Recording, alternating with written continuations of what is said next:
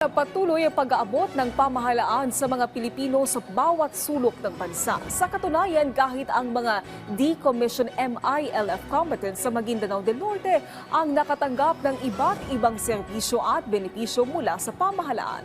Si Leanne Bulongo ng PIA SOC Surgeon sa sentro ng balita.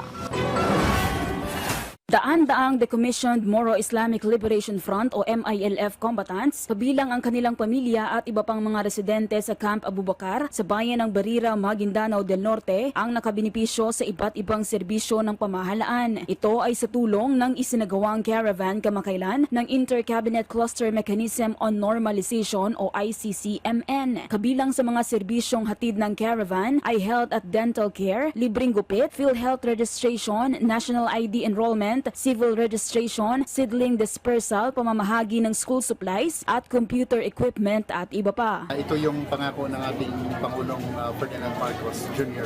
na tutuparin yung lahat ng commitments sa Bangsamoro peace process, lalo na sa Comprehensive Agreement on the Bangsamoro.